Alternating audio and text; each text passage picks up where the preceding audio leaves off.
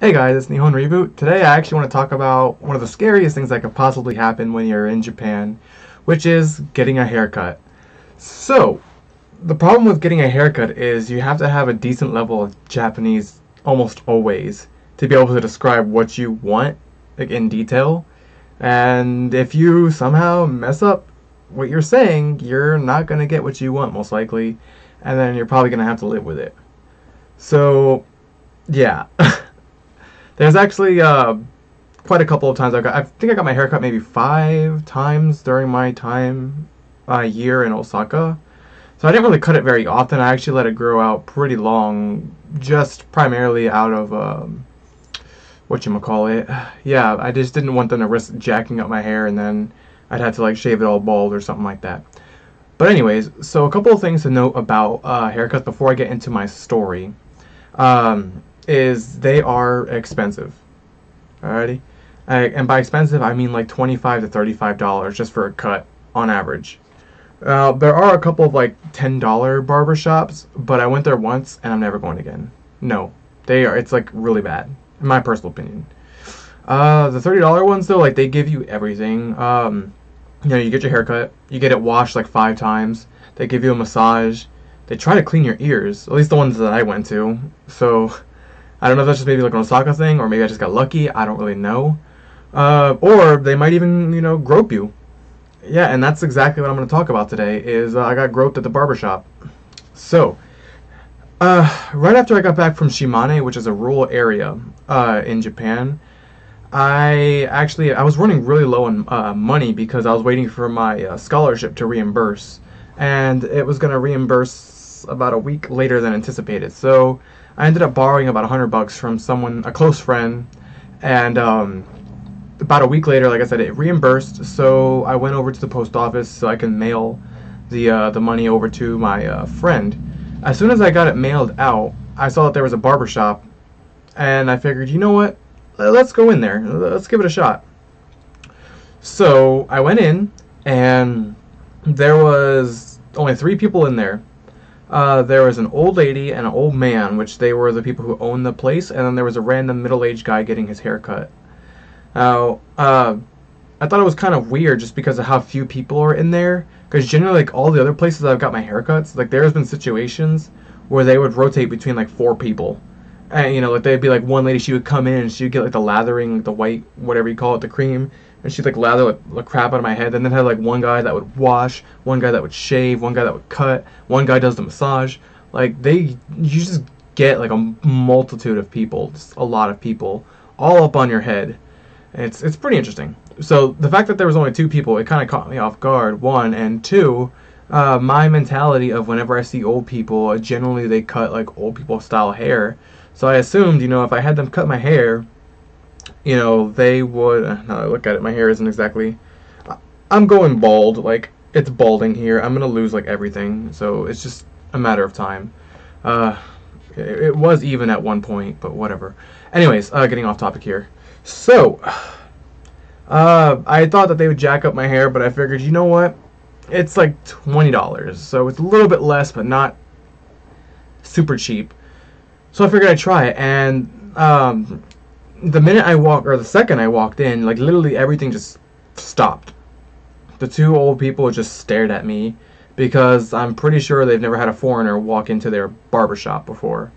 And the other, like the middle-aged guy, he was like, oh, he also looked at me, and I'm like, are you open? Can I get my hair cut? Is what I asked them in Japanese. And they're like, oh, you speak Japanese? Yeah, sure. Sit down. So I sit down to the right-hand side of the middle-aged man, and the middle-aged man paid no attention to me at that point for quite a while.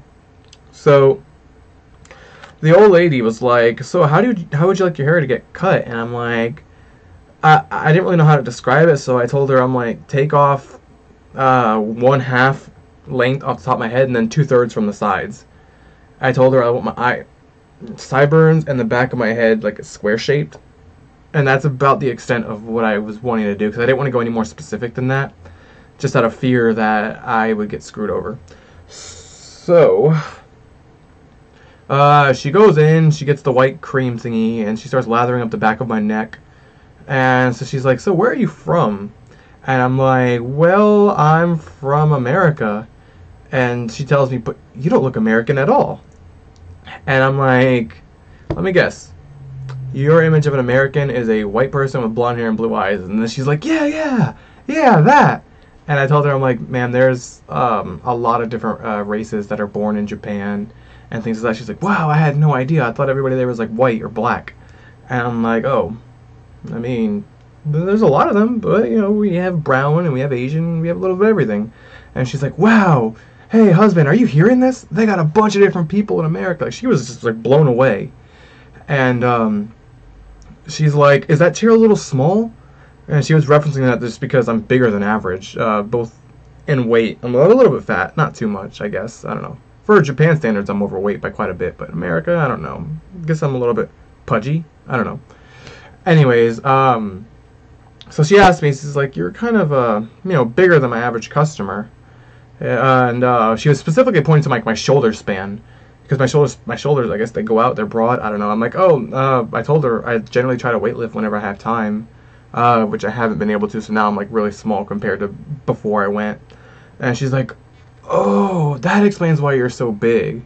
And at that point, she starts to like grab my bicep, and she's like feeling it. She's like, whoa, it's so big. And like me, I haven't weightlifted in a while, so that's like the smallest it's ever been. But I'm like, okay, I'll just go with it. She's like, yeah, thank you. And she's like, husband, come take a feel at this. And so he comes over to my left bicep, and at this point I have two old people rubbing my biceps, and I'm like, I just want a haircut. That's literally what I was thinking about. But at the same time, I'm like, okay, I'm representing my country. I don't want to be rude and then give them like the bad image of foreigners. So I basically let them feel my arms for like 45 seconds or so. And I made the stupid decision. Like, she's like, wow, you're so strong. And so this old lady, like, they just both kept filling me up. And I said, thank you, and I made that stupid decision. I'm one of those guys that, like, they can actually bounce their chest muscles. Like, I don't know if y'all can see that. I'm probably going to move the camera down. Okay, let's go back. So, like, I can actually flex these pretty easily. So I did that, and then at this point, like, her jaw just kind of dropped. She's like, oh. And she kind of, like, got in front of me and stuck out her two hands and grabbed my chest and squeezed. And I just kind of sat there like... And so the husband also was like, oh, me next. And I'm sitting here going like, am I going to get a discount? Like, what is going on with these people here? And, no, wrong side. And, like, at that point, like, the middle-aged guy, he finally turns around and he's like, by any chance, is it okay if I touch too? And so, long story short, I had like 3 people fill in like my arms and chest, and it was just a really awkward experience. They were super nice, and like they kept on laughing, and they treated me like a normal person, with the exception of, you know, feeling me up. But like usually whenever I go into like a barber shop, they're usually generally very quiet. They don't want to say anything. They try to avoid conversation, avoid eye contact, like avoid everything. And that's how it is when you're a foreigner, just in general. Like in most stores, most places, employees will usually try to avoid you if they can. You know, just because they're like, oh my god, I don't know if he can speak. Can he speak with us? What do we do? Like that kind of thing. But these old people were like really outgoing, and I guess that's the reason why I generally stayed there, or chose to stay there, was, good lord, my hair is balding. Mainly because the fact that they were so happy or like excited to be able to interact with a foreigner. It's very rare that I get to experience that, so I just kind of went with it. Eventually I got my hair cut, and then they gave me like one of those little packets of tissues with advertisements on it, which is very popular in Japan. You'll often find like young pretty girls like handing them out like in front of train stations and stuff. It's a little packet of tissues, and then on the front there's like a advertisement of like a company with a phone number and an address.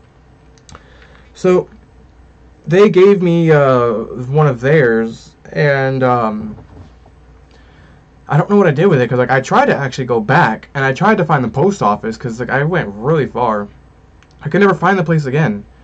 So it was very I wouldn't say upsetting, because like right after they were done filling me up, we actually had a good long conversation. They told me like a lot of different foods to try, a lot of places I need to visit. It was a really, really good experience. Well, the second half was. They didn't give me percentage off though, you know. And I guess I had like a little confidence boost. I don't know. It's not every day like a bunch of people try to fill me up. But then again, like they were pretty wrinkly, so I don't really know what just happened. Um, yeah, that's about it for that story. Now, I highly doubt that that will happen pretty often. You know, like it's only happened to me one time, and yeah, I doubt like anybody else would probably experience that. But I told my friends about it, and like we tried to find the place, but we just couldn't. It was in Neagawashi, which is a city in Osaka, and I tried GPSing up post offices, and every time I tried to go to the post office, because it was next door to the post office, it kept taking me to a different one, and like I couldn't find that specific one. So, anyways, that's my video. Thank you guys for watching. If you liked the video, just feel free to, you know, like, comment, subscribe, or, well, I mean, y'all are adults, you can do whatever the hell you want. But I'd appreciate it, and yeah, sorry about the delays for the videos. You know, I am extraordinarily busy, especially for preparing for JLPT Level 2 and getting my bachelor's. I do have a job interview that I'm going through, like, the process. I've already had 4 interviews from a company in Osaka, and they told me they're going to be keeping in touch up until my graduation. So I'm really, really hoping that means I got the job, because they really want to keep in touch, and they've been calling me pretty often. So hopefully that'll go through. I'm also starting to apply for JET as like a last resort. I really don't want to do JET. Still just in the middle of nowhere, that's why. Anyways, yep, thanks for watching. That should be the end of my video. I just rambling on at this point like I usually do. So yeah, take it easy.